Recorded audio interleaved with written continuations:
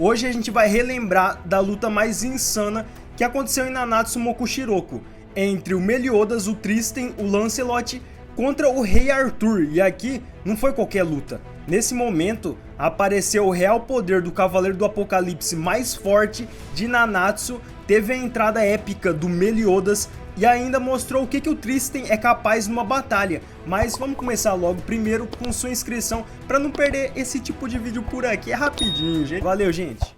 O reino de Liones estava sob ataque de dois dos 10 mandamentos que foram revividos, o Galland e a Meláscula, e eles estavam fazendo um estrago, principalmente depois que os dois se uniram para formar um monstro gigante. E vendo tudo aquilo, o Tristan manda chamar o Lancelot, porque não tinha jeito, só o Lancelot ia conseguir parar ele agora, e a cabeça da Meláscula fica zombando do Tristan, porque ele não ia conseguir fazer nada sem os seus amigos.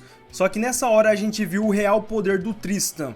Ele arranca a cabeça dela do corpo do Galland com muita facilidade, e esse poder vinha da transformação mais poderosa que ele tinha, a mesma transformação do seu pai. E com essa transformação o Tristan estava passando o rodo no inimigo com muita facilidade. A força e a velocidade dele aumentou muito, estava em outro patamar. Ele estava lutando como se não fosse nada. Até quem estava em volta dessa batalha fica surpreso com o tamanho do poder dele. Só que no castelo de Liones, a Elizabeth falou pro Meliodas que não estava acreditando no que estava acontecendo. O próprio Tristan tinha dito para ela que ele estava com muito mais medo de usar esse poder do que qualquer coisa. Só que o Meliodas, enquanto ele estava colocando a sua roupa de rei, ele estava tranquilo, porque ele sabia que o Tristan tinha amigos que iam ajudar ele. E a Elizabeth pergunta na onde o Meliodas ia, e ele fala que não podia ficar sentado sem fazer nada, não como um rei ou como um pai. Mas voltando para o campo de batalha, o Tristan deu o último ataque contra a criatura, destruindo totalmente, e o Percival, que estava perto, fala para o Tristan que agora ele podia voltar ao normal. Só que o Tristan diz para o Percival que ele não podia fazer isso sozinho. Esse era o preço de usar esse poder. E nesse momento aparece duas mãos dizendo que ele precisava ver esse show pessoalmente antes de fazer uma avaliação. E no final a avaliação foi positiva. E ele disse que tinha subestimado todos eles até ver com os próprios olhos. Só que depois dessa fala, uma coisa estranha começa a acontecer. As pedras do chão começam a flutuar e formar um desenho rotatório no céu. E a Gawain já sabia o que era aquilo. Ela diz pro Donnie que aquela situação era mal. Era o tio dela vindo. E lá no céu as pessoas começaram a ver uma escada se formando com as pedras do chão. Todo mundo estava pensando que estava sonhando, mas essa escada vinha do céu até a terra. E nessa hora começou a descer alguém da escada dizendo que ele queria pelo menos uma vez dar oi para os 4 jovens da profecia, feita pelo ex-rei Bartra. E todo mundo olha para quem tá dizendo aquilo e fica surpreso, porque parecia que eles conheciam quem era. E esse homem continua descendo as escadas e dizendo que veio descobrir se os poderes desses 4 cavaleiros do Apocalipse podiam impedir os planos dele e destruir o seu reino. E do alto todo mundo viu que aquele homem nada mais era do que o inimigo deles, o próprio Rei Arthur de Camelot. Só que não demorou muito até o Percival perceber que era o Arthur e partir pra cima dele, gritando pra devolver o avô dele. E o Arthur se lembra do Percival e disse que ele era o garoto do Ironside, mas ele disse que não fazia diferença. O Arthur deu um golpe jogando o Percival pra longe, dizendo que aquela luta ele ia deixar pra depois, porque o primeiro que ele queria enfrentar era o príncipe Tristan, que sem perder tempo avança até o Arthur, soltando o máximo de poder sombrio dele e dizendo que ia colocar um fim no Rei do Caos. O Arthur fica surpreso porque o Tristan estava diferente, ele estava com sede de sangue. E o Tristan manda o Arthur calar a boca e parar com essa conversa fiada, enquanto ele vai chegando com tudo para atacar. Mas a mesma coisa que aconteceu com o Percival acontece aqui. O Arthur dispara um golpe que manda o Tristan voando até chocar no chão, e ele fica desacordado. E o Hendrickson se pergunta se aquele era o mesmo garoto que ele conheceu antes.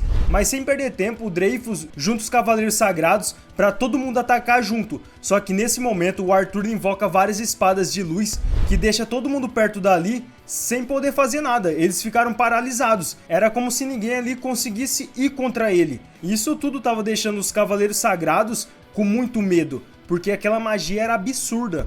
E enquanto isso acontecia, dentro da cidade de Liones, toda a população estava desesperada, sem entender o que estava acontecendo. E a Galad estava tentando deixar todo mundo calmo, explicando que eles estavam sendo invadidos, mas os Cavaleiros Sagrados e os amigos dela iam proteger todo mundo. Só que o Arthur consegue se comunicar com todas as pessoas de Liones e começa se apresentando e falando tudo que aconteceu com o reino dele, da destruição que aconteceu em Camelot e que Liones estava indo para o mesmo caminho, porque a paz que todos eles tinham era só passageira, e a própria história do que aconteceu em Britânia podia provar isso. A Guerra Santa de 3.000 anos atrás, a Guerra Santa de 16 anos atrás, sempre vai ter batalhas atrás de batalhas, e todas as vezes os humanos são os que sofrem mais.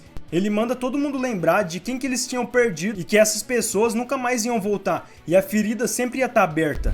E as pessoas não estavam entendendo o que o Arthur estava tentando dizer, qual que era o objetivo dele. Mas ele pergunta para o povo de Liones, e se eles pudessem ver todas aquelas pessoas que eles perderam, amigos, família, e todo mundo fica revoltado chamando ele de charlatão, que eles nunca iam poder fazer isso, só que o Arthur fala que isso realmente existia.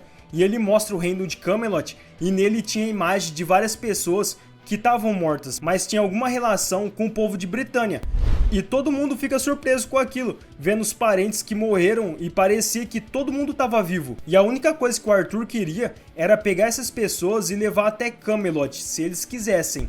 Mas durante esse discurso, o Arthur é acertado com uma magia negra que veio direto para ele. Mas ele consegue se defender e fica impressionado que um Cavaleiro do Apocalipse ter superado a habilidade, a autoridade do rei dele. E aparece o Tristan recuperado com suas duas espadas, e nessa hora o Arthur lança um ataque contra ele, mas o Arthur é surpreendido com um ataque voltando contra ele, full counter, e chega o rei de Liones dizendo que nunca pensaria em cruzar espadas com o Arthur, mas o Arthur diz que o Meliodas já tinha falado para ele que um homem não podia voltar atrás com a sua palavra depois que ele fala em voz alta, mas o Meliodas diz que também lembra de ter dito que mesmo que você tome um caminho errado, os 7 pecados capitais estarão com você. E o Meliodas finaliza falando que vai trazer ele de volta. O Tristan, que estava perto do pai dele, diz que ele que ia derrubar o Arthur sozinho, mas do nada o Meliodas sai em alta velocidade e já aparece na frente do Arthur, soltando um corte gigante que destrói onde ele está. Só que o Arthur bloqueia a parte do corte com a sua espada, e o Meliodas começa a soltar vários cortes atacando o Arthur, que estava se defendendo. E todos os cortes foi tão forte que destruiu montanhas e abriu o chão. O Tristan, vendo aquilo, disparou em direção à luta, mas o Meliodas diz para ele ficar longe. Mas mesmo assim, o Tristan vai para cima do Arthur disparando um corte com a espada que é bloqueado por ele. E o Arthur vê uma oportunidade que estava focado para acertar o pescoço do Tristan. Só que na hora o Meliodas puxa ele para baixo e dispara um ataque contra o Arthur.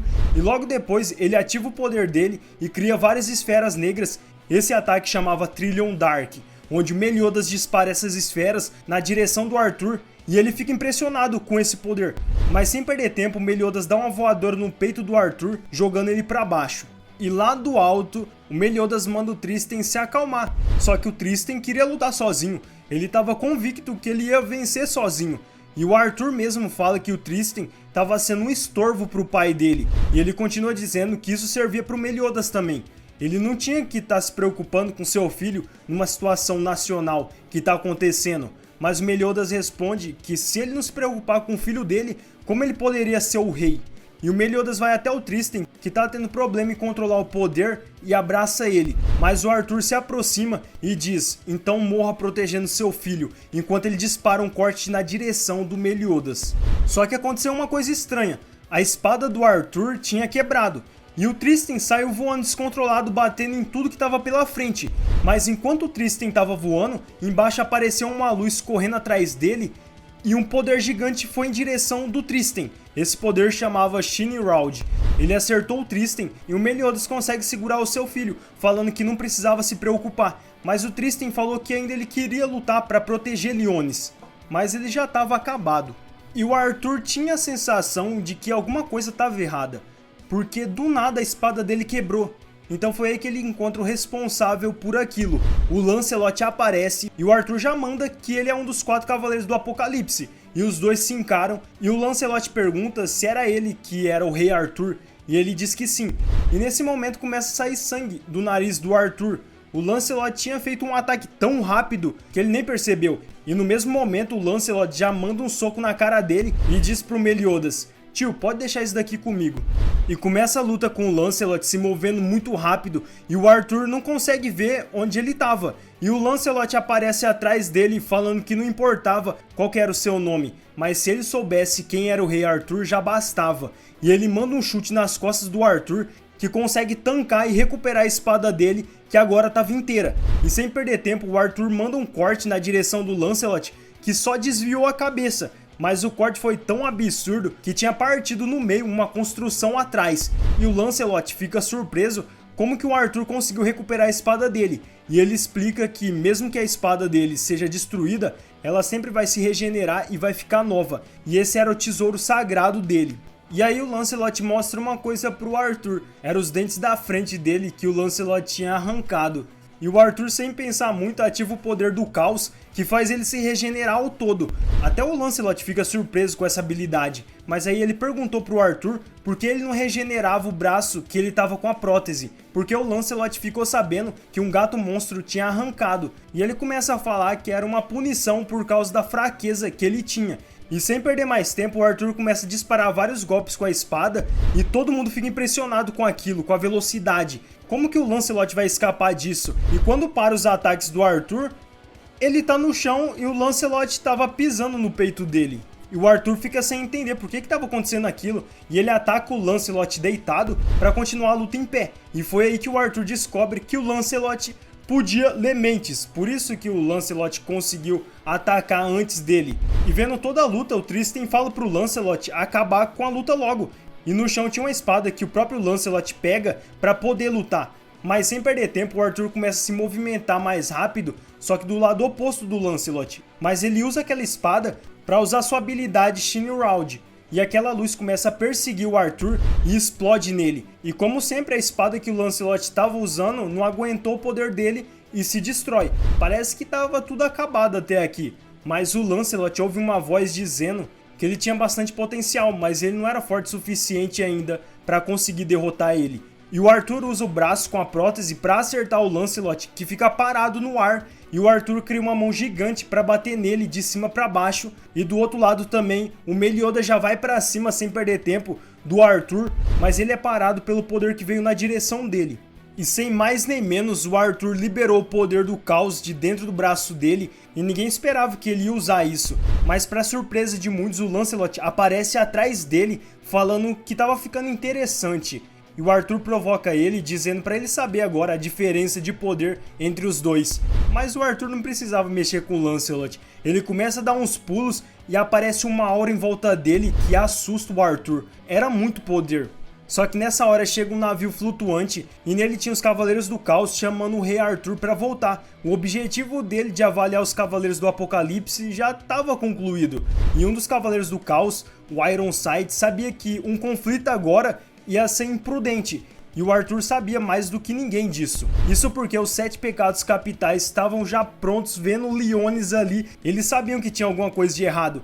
Então o Arthur decide ir embora, mas antes o Lancelot só atravessa o peito dele, mas era só uma ilusão. O Arthur some da frente do Lancelot junto com o navio, que desaparece também. E desde o capítulo 75 até o final do 80 de Nanatsu, pra mim foi o maior hype que eu tive, tipo... É uma luta rápida, mas mostra muita coisa.